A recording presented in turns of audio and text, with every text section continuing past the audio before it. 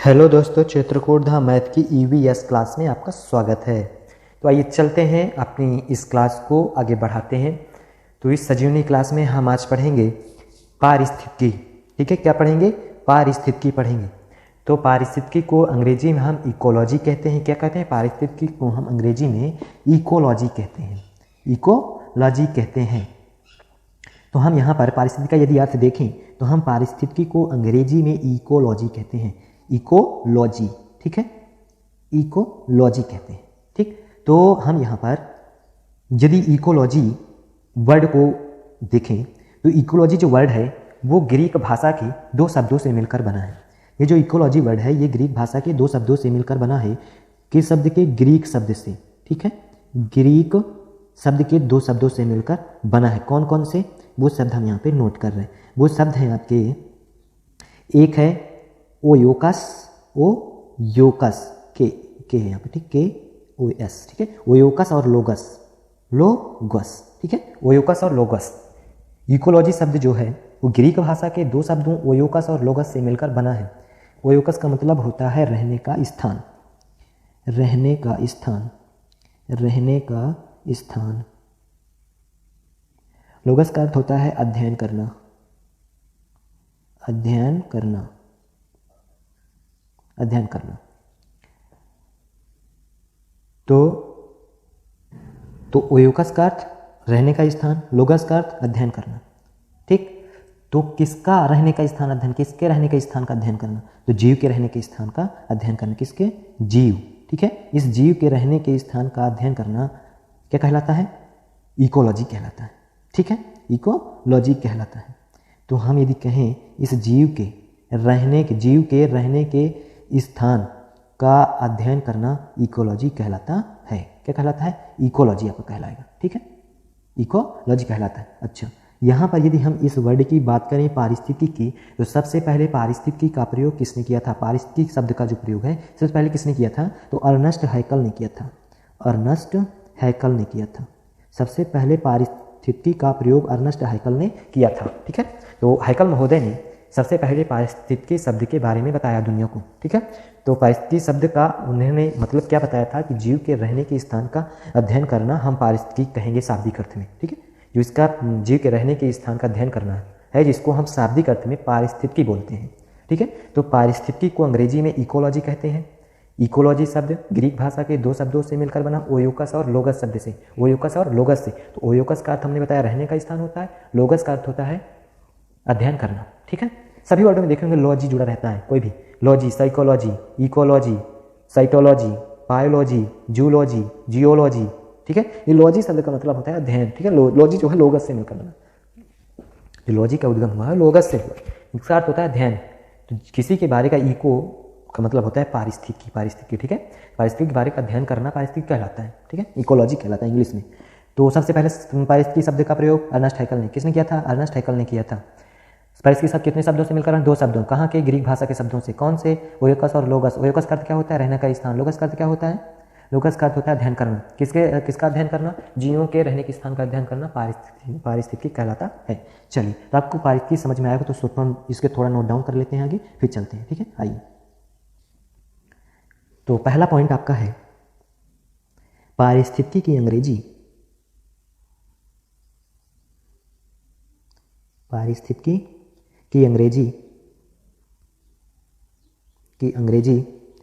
एक मिनट, थोड़ा इसे पतला कर लें पेन, फिर आगे चलते हैं, बहुत मोटा चल रहा है। चलिए, हाँ, पारिस्थितिकी की अंग्रेजी हमने बताया था इकोलॉजी। क्या बताया था? इकोलॉजी, इकोलॉजी हमने बताया था। ठीक है, इकोलॉजी है। ठीक, यह हमने बताया था कि यह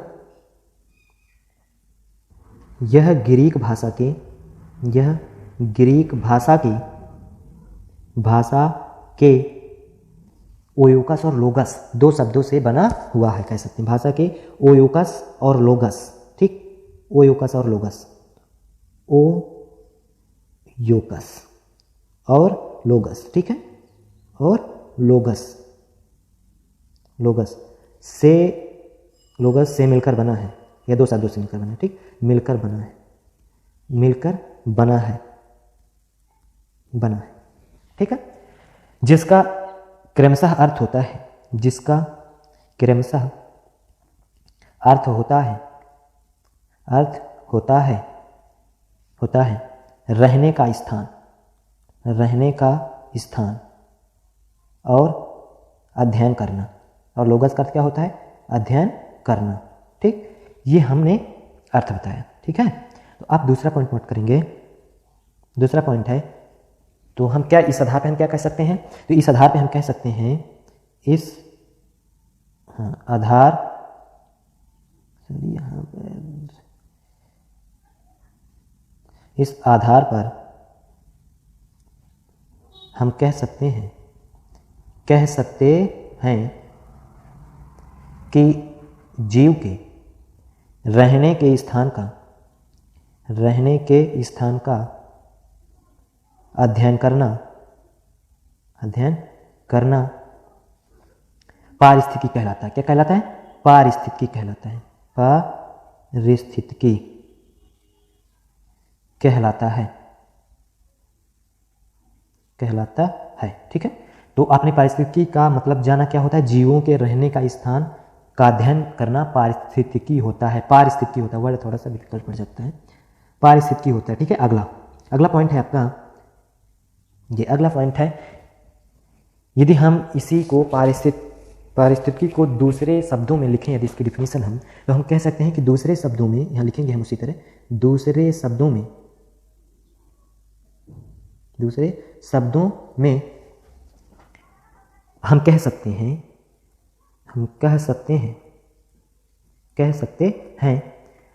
कि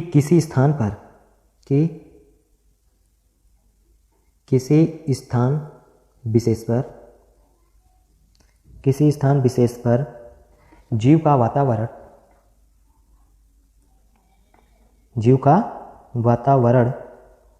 के साथ संबंध या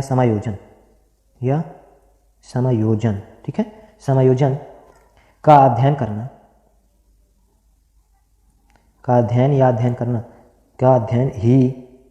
अध्ययन ही पारिस्थितिकी कहलाता है। पारिस्थितिकी इधर स्टॉप लगाएंगे। ठीक, पारिस्थितिकी कहलाता है। ठीक है, ये आपका हुआ अगला पॉइंट। अच्छा, एक पॉइंट और यहाँ नोट करेंगे। अगला पॉइंट जो आपका है, ये इंपॉर्टेंट है।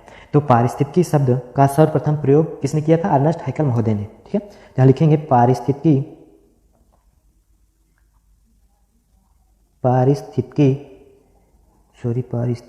है यहाँ पे। ठीक है, पारिस्थितिकी,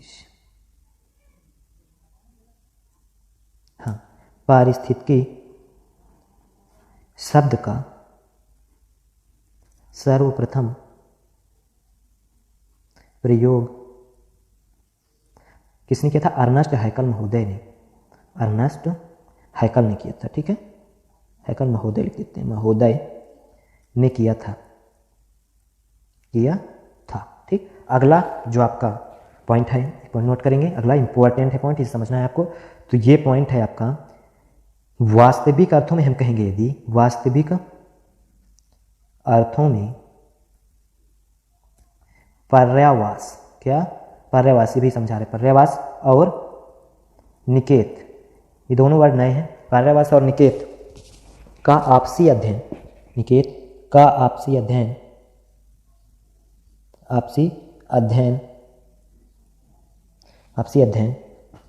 पारिस्थितिकी कहलाता है। यदि हम पर्यावास और निकेत का अध्ययन करें तो आपका वो अध्ययन क्या होगा? पारिस्थितिकी होगा। पारिस्थितिकी कहलाता है। ये आपसे अध्ययन यदि इसका करें तो वो क्या कहलाएगा? पारिस्थितिकी कहलाता है।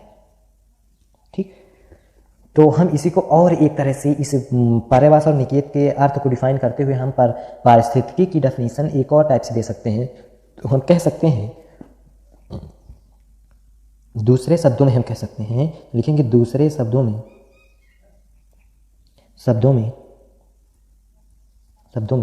पर्यावरण में जीव का आवास, पर्यावरण में जीव का आवास, पर्यावास का अर्थ क्या होता है? जीव का आवास। ठीक है, जीव का आवास,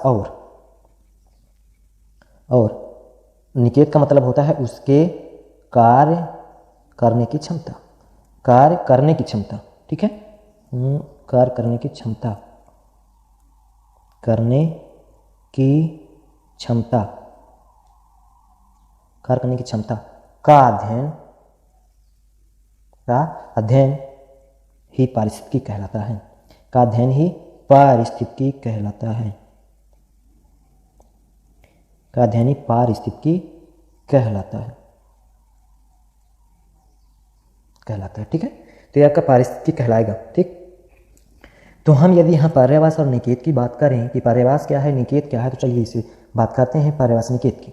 तो यहाँ पर हम यदि पर्यावास को देखें, पर्यावास और एक तरफ देखते हैं निकेत, ठीक है। तो पर्यावास का मतलब क्या होता है, हमने भी बताया, ये पर्यावास का मतलब होता है जीव का आवास। क्या होता है? जीव का आवास, ठीक है, जीव का आवास। पर्यावास, पर्या मतलब जीव, आवास, आवास में आवास, तो पर्या आवास का मतलब होता है घर, ठीक है, रहने का स्थान उसका, तो जीव का आवास। अब इसमें जो है, यदि हम इसमें बात करें तो इसमें जो है दो टाइप से जीव रह सकता है। एक तो वो जंगल में रह सकता है, ठीक, जंगल में वो एक साथ भी रह सकते हैं और अलग अलग भी रह सकते हैं, ठीक है। नहीं, जंगल में रहेंगे तो एक साथ रह सकते हैं, और हम यदि अलग अलग देखें तो आदमी आपका गांव शहर में रहेगा और आपका जीव जंतु भी जंगल में, शेर जंगल में रहेगा मान लिया, मछलियाँ आपकी समुद्र में रहेंगी, ठीक है, पानी में रहेंगी, और शेर थोड़ा ही पानी में रहेगा। तो अलग अलग भी हो सकता है आवास, और एक भी हो सकता है। शेर, हाथी, ठीक है, जंगल में रह सकते हैं, बिल्ली जंगल में रह सकती है, और बिल्ली आपकी गांव में भी रह सकती है, गांव के घरों के आसपास भी पाई जा सकती है। तो एक भी हो सकता है आवास और अलग अलग भी हो सकता है, ठीक है। पर्यावास का मतलब है एक भी हो सकता है और अलग अलग भी हो सकता है, एक भी हो सकता है और अलग अलग भी हो सकता है आपका आवास, ठीक है। तो अलग अलग हो सकता है, तो हम यहाँ यदि कहें कि ये जो है शेर, हाथी, ये आपके जंगल में रह सकते हैं, जंगल, ठीक है, उनका आवास एक जगह हो गया जंगल। यदि हम बात करें अलग अलग आवासों की, तो आपका शेर जो है वो जंगल में रहेगा। कहाँ रहेगा? जंगल में। आपका व्हेल जो है, या मछली कह सकते हैं, व्हेल आपकी समुद्र में रहेगी। अलग अलग देखिए स्थान है ना रहने के। और मनुष्य जो है वो गांव या शहर में रहेगा, गांव या शहरों में रहेगा, ठीक है। ये आपके हुए अलग अलग पर्यावास।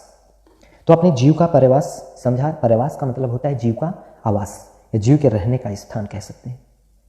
तो पर्यावास और निकेत का यदि अध्ययन करते हैं तो आपका वो पारिस्थितिकी कहलाता है। तो निकेत क्या है? निकेत की यदि हम बात करें, निकेत को हमने भी बताया कि कार्य करने की क्षमता, प्रत्येक जीव की जो कार्य करने की क्षमता है वो कहलाती है निकेत। तो यहाँ हम निकेत की यदि बात करते हैं तो ये क्या होती है? कार्य करने की क्षमता, या कार्यात्मक इकाई कह सकते हैं, कार्यात्मक इकाई कह सकते हैं, या कार्यात्मक क्षमता, ठीक है। तो कार्यात्मक क्षमता जो है वो अलग अलग होती है। प्रत्येक जीव के जो कार्य करने की क्षमता है वो अलग अलग होती है, ठीक है। यदि हाथी जो काम कर लेगा वो शेर नहीं कर पाएगा, जो शेर तेजी से दौड़ पाएगा वो मनुष्य नहीं कर पाएगा वो काम। तो अलग अलग होती है, प्रत्येक जीव के कार्य करने की जो क्षमता होती है वो अलग अलग होती है, ठीक।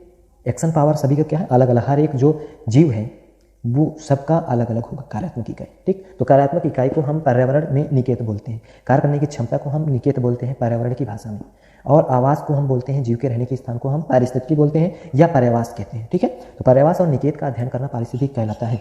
अब यहाँ पर्यावास में यदि बात करें तो वहाँ जो रहेगा जीव रहने के स्थान में, वहाँ जीव जो रहेंगे उनको तीन चीज़ की जरूरत पड़ेगी। कौन से तीन घटकों का उन्हें जरूरत पड़ेगा।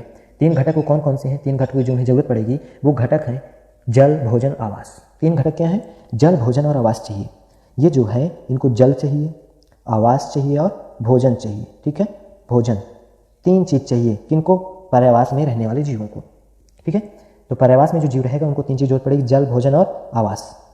आगे यहाँ पे हम यदि देखें कि जो पर्यावास होता है वो जीव का आवास होता है, निकेत जो होता है वो जीवों के कार्य करने की क्षमता होती है। तो पर्यावास में हम जो जीव देखेंगे, जो जीव पर्यावास में रहेगा उनकी सभी की जो निकेत होगा, उनका सबका निकेत अलग अलग होगा।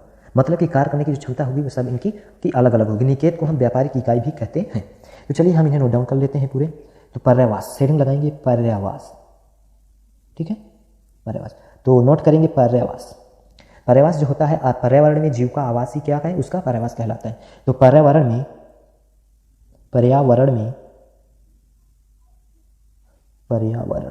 एक मिनट, हाँ, पर्यावरण में जीव का आवास, जीव का आवास, ये जीव के रहने का स्थान, आवास, उसका मतलब जीव का पर्यावास कहलाता है, पर्यावास कहलाता है।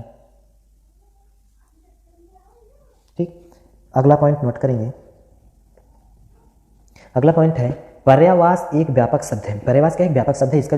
इसका जो अर्थ होता है वो जीव के रहने के स्थान, जीव का आवास होता है। तो हम लिखेंगे पर्यावास एक व्यापक शब्द है। पर्यावास एक व्यापक शब्द है, व्यापक शब्द है जो भिन्न भिन्न जीवों के आवास के समूह द्वारा निर्मित होता है। जो भिन्न भिन्न जीवों के आवासों के समूह द्वारा निर्मित होता है। ठीक, अलग अलग जीव जो रहेंगे उनका जो आवास होगा समूहों द्वारा निर्मित, तो समूह बना के रहेंगे तो पर्यावास कहलाएगा उनका। ठीक है, तो अगला पॉइंट नोट करेंगे। अगला पॉइंट है कि भिन्न भिन्न जीवों का पर्यावास एक भी हो सकता है और अलग अलग भी हो सकता है। ठीक है, तो भिन्न भिन्न जो जीव होंगे, भिन्न भिन्न जीवों का पर्यावास एक भी हो सकता है,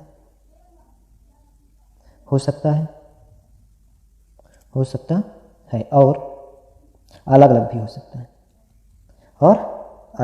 भी हो सकता है, ठीक है, हो सकता है। तो पर्यावास के 3 अनिवार्य घटक हमने क्या बताया था, जल, भोजन और आवास चाहिए। तो यहाँ पर हम नोट करेंगे पर्यावास के 3 घटक। तो पर्यावास में जो 3 घटकों की जरूरत पड़ेगी उन्हें हम पर्यावास के 3 जरूरी घटक या अनिवार्य घटक, जरूरी घटक। तो जरूरी घटक जो हैं 3 हैं, कौन कौन से हैं, जल, भोजन और आवास। ठीक है, 3 घटक, ये आपका पर्यावास हुआ। अब चलते हैं निकेत की ओर। तो निकेत, हेडिंग लगा देंगे निकेत। यदि हम निकेत की बात करें तो निकेत जो होता है वो जीवों के कार्य करने की क्षमता होती है। ठीक है, तो कार्य करने की क्षमता को हम पर्यावरणिक लैंग्वेज में हम कहते हैं, पर्यावरणीय भाषा में हम कह सकते हैं निकेत। ठीक, तो हम लिखेंगे भिन्न भिन्न जीवों का पर्यावास एक हो सकता है परंतु उनके कार्य करने की क्षमता एक नहीं होती, मतलब अलग अलग होती। तो हमने पीछे पढ़ा भी, ये कह सकते हैं कि भिन्न भिन्न जीवों का पर्यावास एक हो सकता है, पर्यावास एक हो सकता है, पर्यावास एक हो सकता है, लेकिन उनके कार्य करने की क्षमता सदैव अलग अलग होती है, ठीक है, अलग अलग होती है। अगला पॉइंट है कि किसी जीव की कार्यात्मक इकाई उसका निकेत। हम कह सकते हैं कि किसी जीव की